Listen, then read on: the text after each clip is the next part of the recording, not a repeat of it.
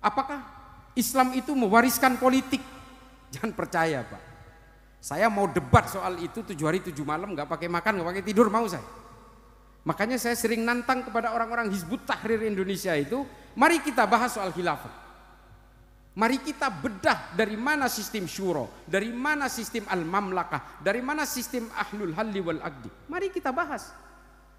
Dan kita bandingkan dengan orang-orang Romawi yang sudah memakai sistem ini ribuan tahun sebelumnya. Namanya Respublika Romana, monarki absoluto, Concilium Plebis. Ini orang Romawi sudah lebih dulu Pak.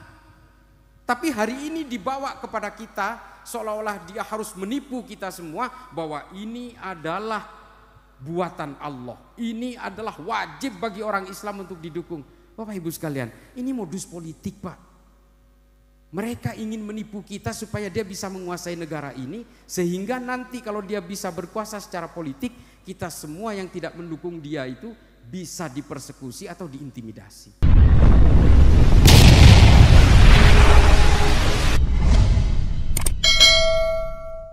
Ada beberapa ustadz, terutama ustadz dari Hizbut Tahrir Indonesia, pengusung khilafah, yang mengatakan di dalam Islam tidak ada dalilnya membela tanah air. Nah ini dalilnya Pak. Kalau perang-perang pada masa Rasulullah itu adalah perang agama, Rasulullah tidak akan mewajibkan untuk ikut perang kepada orang-orang Nasrani dan orang Yahudi. Tapi karena ini perang membela tanah air, maka Rasulullah mewajibkan kepada siapapun yang ada di Madinah untuk ikut berperang. Dan Rasulullah selalu mengatakan orang yang menolak perang, apapun agamanya, bukan hanya orang Nasrani dan orang Yahudi, termasuk orang Islam yang tidak mau ikut berperang bersama Nabi, disebut sebagai orang-orang yang munafik. Jadi stigma pelekatan munafik adalah kepada orang-orang yang tidak mau berjuang untuk tanah airnya sendiri, apapun agamanya. Nah makanya kemudian perang-perang pada zaman Rasulullah itu adalah perang-perang membela tanah air Pak. Makanya kemudian Rasulullah mewajibkan kepada siapapun di Madinah untuk ikut berperang. Yang gak ikut berperang munafik, siapapun dia. Ini dalilnya, kisah tadi. Artinya apa? Keikutsertaan mukhairik yang bukan orang Islam dalam perang ini karena memang Rasulullah mewajibkan kepada orang-orang yang berdiam di dalam satu negara bernama Madinah. Yang kedua dalilnya apa? Ada orang tanya, Cak Islah, ini ada Cina mau nyumbang ke masjid ini. Banyak ini sumbangannya, mau ditolak apa mau diterima? Ya saya selalu ngomong, terima aja. Modal Baitul Mal pertama yang didirikan Rasulullah itu juga karena warisan dari orang Yahudi kok. Terima aja, duit itu bos. Daripada cuma nyetop angkot pakai halo-halo itu, terima aja.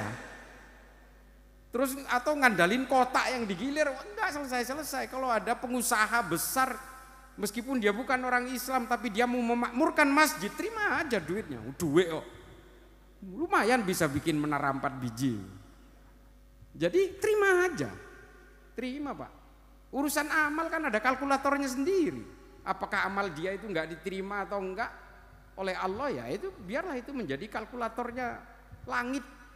Tapi yang jelas itu akan memakmurkan masjid dan memberikan fasilitas kepada orang Islam untuk bisa bertemu dengan Allah di situ. Terima aja Pak. Sampean udah pernah ke Mekah atau umroh atau haji,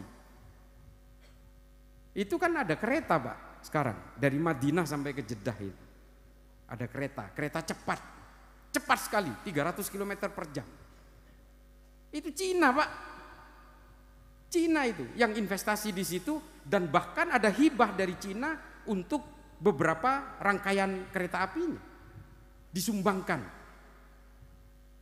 oleh pemerintah Cina.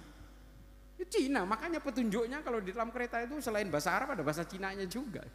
Makanya jangan terlalu galak juga kepada negara Cina itu, karena Saudi hari ini betul-betul menerima semua fasilitas itu. Bahkan perluasan di Masjidil Haram itu banyak yang hibah dari pemerintah Cina. Artinya jangan melihat bangsa, kita lihat moral dan amalnya saja. Itu kalau saya sederhana saja melihat. Dan dunia hari ini apa yang kita lihat menyangkut dari konflik Israel dan dan Palestina ini, kita dukung kemerdekaan Palestina. Harus Pak. Bukan karena melihat mereka ini adalah bagian dari suku Arab. Bukan bagian kita melihat ini mayoritas Muslim. Bukan lihat dari situnya. Siapapun yang ditindas oleh bangsa lain ya kita bela. Siapapun yang selalu diintimidasi, selalu ditakut-takuti, dan berhadapan dengan pemerintahan-pemerintahan zalim, ya kita bela Pak. Apalagi Palestina yang isinya memang seluruhnya umat Muslim. Tapi bagaimanapun perang tidak akan pernah menyelesaikan masalah. Karena Allah sudah mengingatkan bahkan kepada Rasulullah pun, Muhammad, kemenangan yang paling nyata itu adalah dengan cara damai. Seperti perjanjian Hudaibiyah. Nah, perang itu tidak akan bisa Pak menyelesaikan suatu masalah. Perang itu hanya mewariskan dendam demi dendam. Setiap tetes darah itu dendam Pak, bukan hanya perang. Orang Carok di Madura itu nggak habis-habis dendamnya karena darah yang menetes. Untuk kehilangan satu nyawa itu dianggap menghilangkan seluruh nyawa. Makanya dendamnya nggak pernah selesai Pak. Apalagi ini KKB Papua, ini sedikit cerita saja. KKB Papua ini kalau ingin diselesaikan dengan perang nggak akan pernah selesai Pak kalau nggak pernah berdamai. Ini kalau diperangi terus, yang ada akhirnya korbannya dendam kepada TNI, TNI yang jadi korban dendam kepada KKB. Seterusnya begitu. Kita Pak berperang di Papua dengan para pemberontak dengan OPM ini. Dari sejak tahun 60 Pak kita sudah berperang. Dan sampai hari ini nggak selesai-selesai. Coba betapa bodohnya kita sudah puluhan tahun menggunakan cara yang sama tapi ingin hasil yang berbeda. Ini kan hanya orang bodoh yang melakukan itu. Maka kita harus berunding Pak. Harus melakukan perundingan. Sama seperti yang terjadi di Israel dan Palestina hari ini. Harus berunding. Ada yang mengkhianati, setrap Pak, sentil kupingnya. Dulu ada pemimpin Israel namanya Shimon Peres. Saya tidak mau mempromosikan Israel, saya juga benci sama Israel karena dia penjajah. Karena dia menggerogoti bumi Palestina sedikit demi sedikit. Tapi kalau dalam konteks kolonialisme saya sangat benci. Tapi dalam konteks kemanusiaan siapapun harus menghentikan proses pembunuhan itu. Hamas juga kejam kemarin.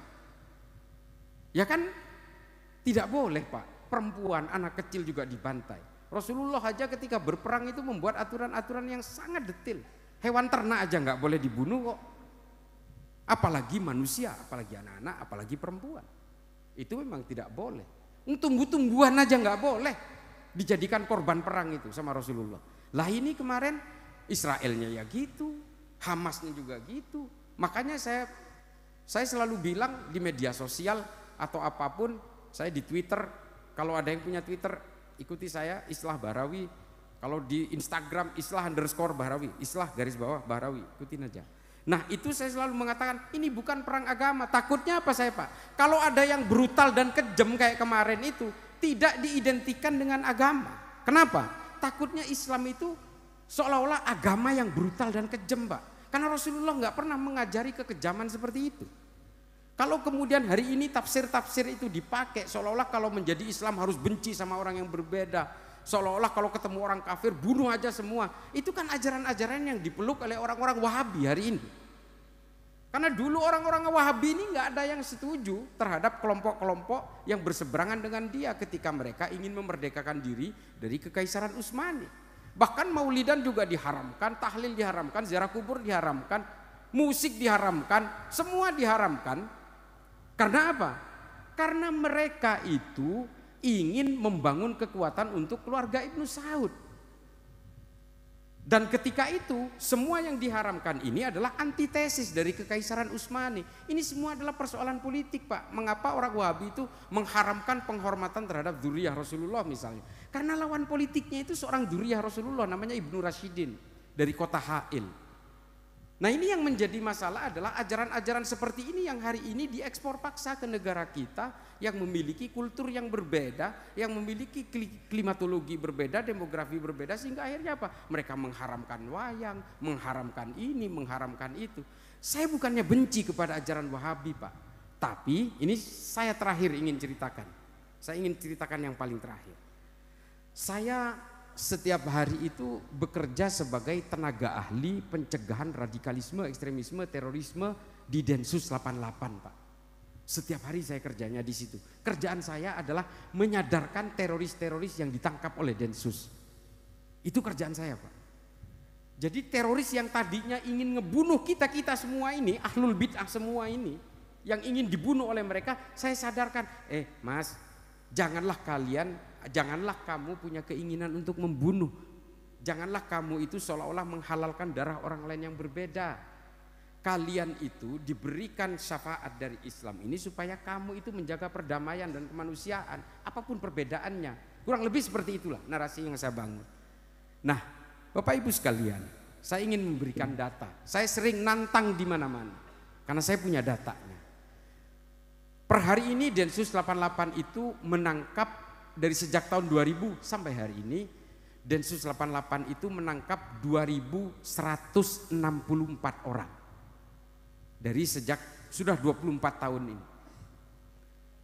2164. Ya betul, 2164. Bapak Ibu sekalian, dari angka itu yang ditangkap oleh Densus hanya 6 Pak yang bukan penganut Wahabi. Hanya 6 Pak. Saya yang pegang datanya dan teman-teman di Densus tentunya. 6 ini siapa? 1 Katolik Pak. Dia meledakkan bom Sumarekon Mall Serpong, SMS namanya. Sumarekon Mall Serpong. Karena dia ingin memeras pemilik mall dengan Bitcoin, gak bayar, akhirnya diledakin oleh namanya Fernando. Katolik ini Pak.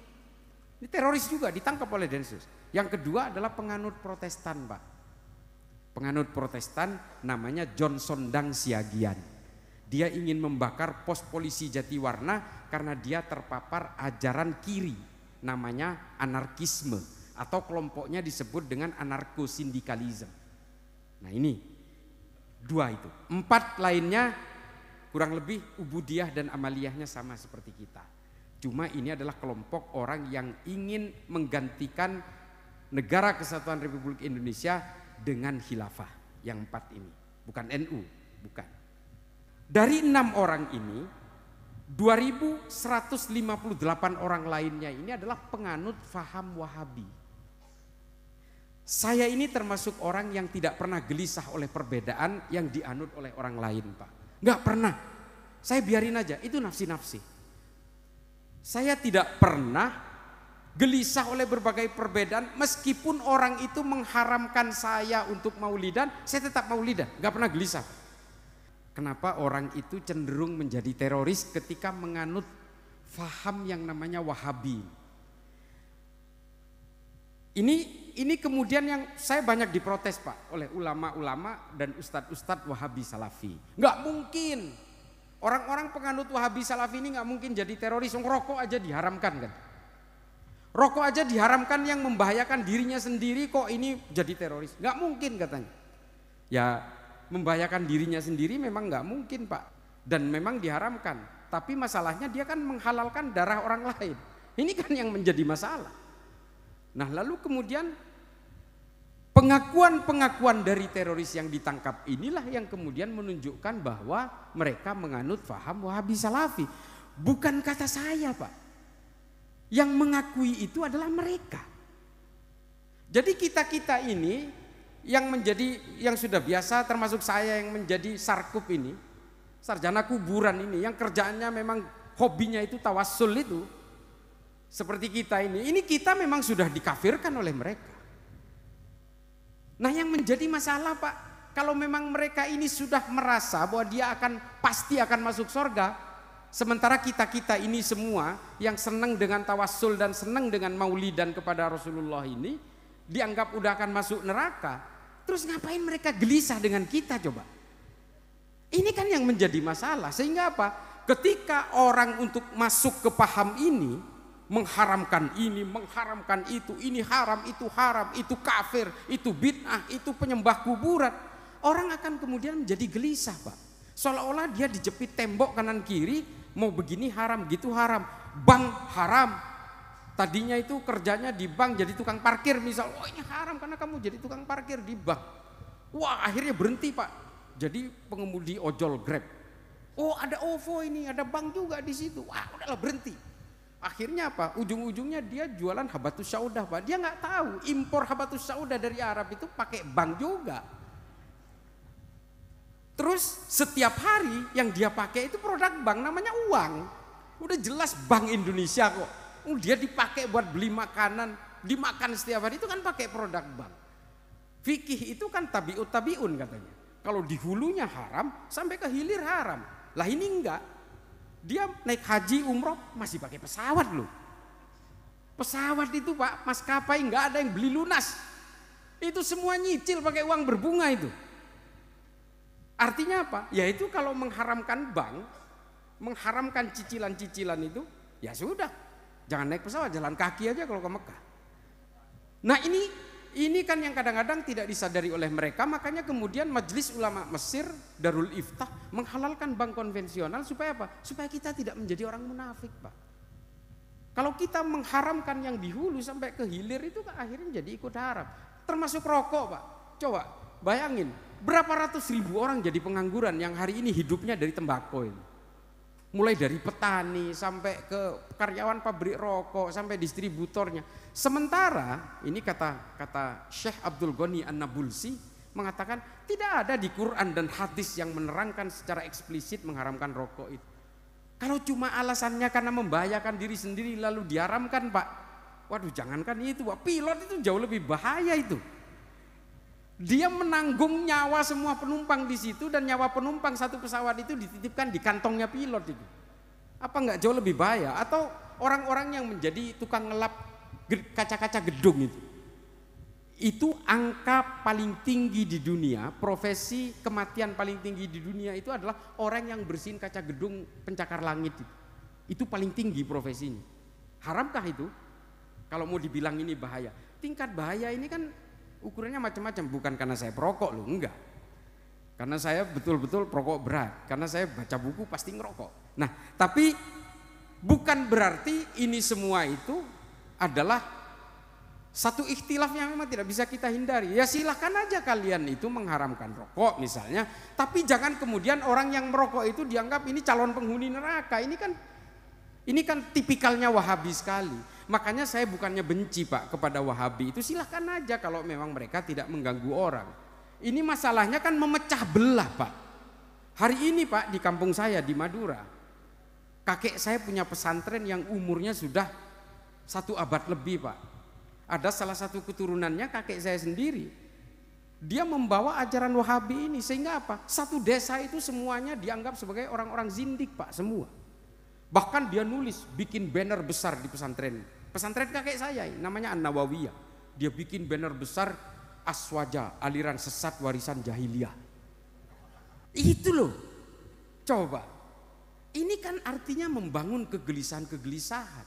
Di Jawa misalnya, dia mengharamkan wayang, mengharamkan ini, mengharamkan itu. Budaya-budaya yang sudah melekat dan sudah dibawa oleh Wali Songo sebagai medium syiar, medium dakwah, itu akhirnya semua diharamkan. Termasuk juga Pak, Bapak tahu nggak angka 0 itu?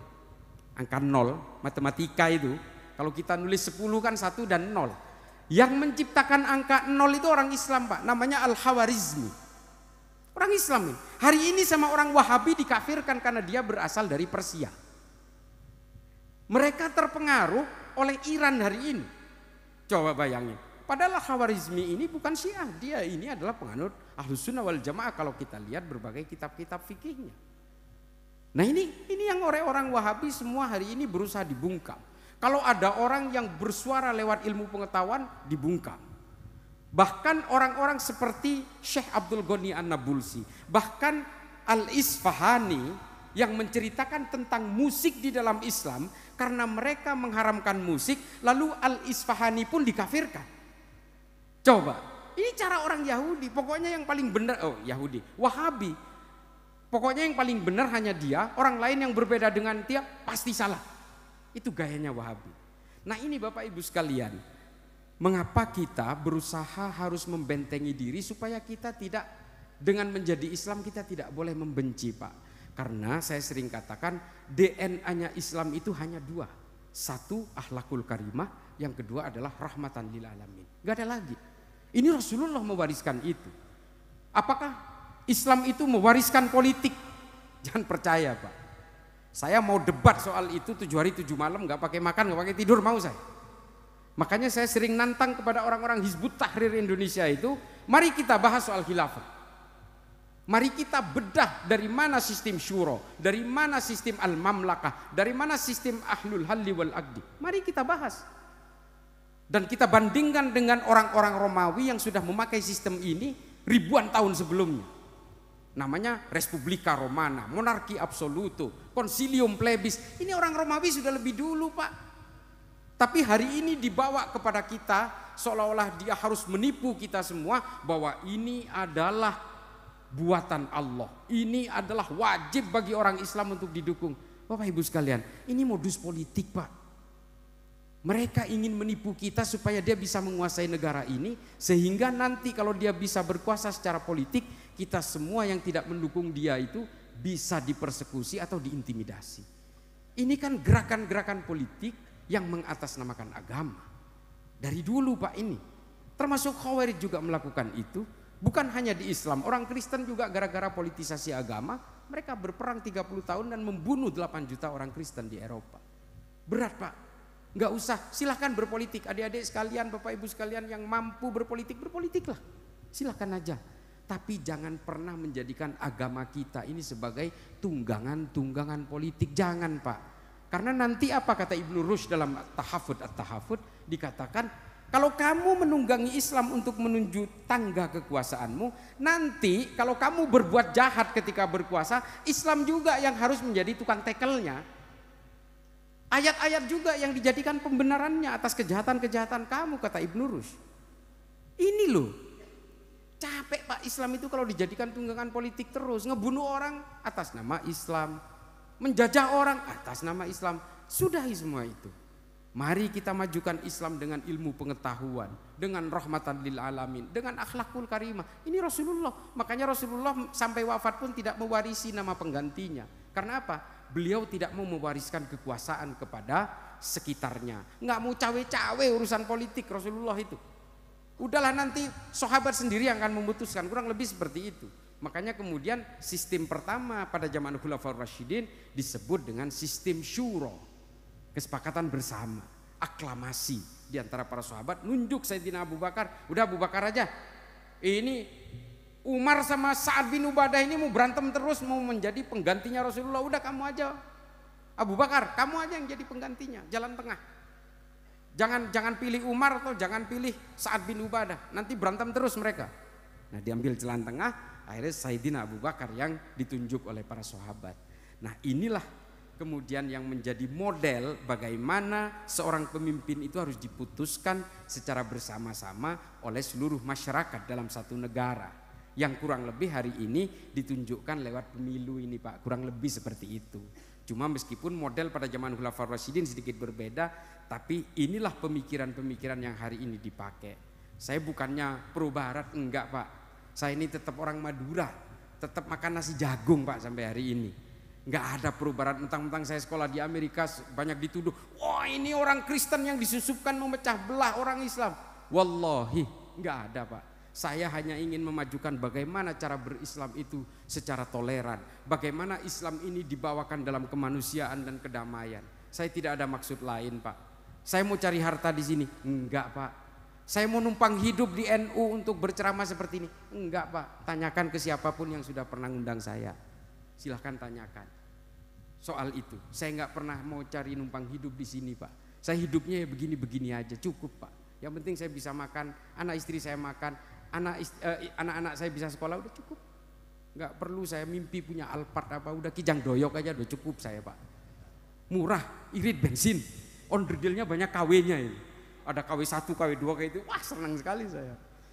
Jadi Bapak Ibu sekalian, mohon maaf kurang lebihnya itu saja karena masih ada Mbak Yai, Mas Rihan dan juga ada Syed Zulfikar. Mudah-mudahan apa yang saya sampaikan ini bisa bermaslahat bagi saya pribadi yang fakir ilmu ini. Mohon maaf saya tidak bisa panjang lebar, Pak, karena saya harus balik ke Surabaya.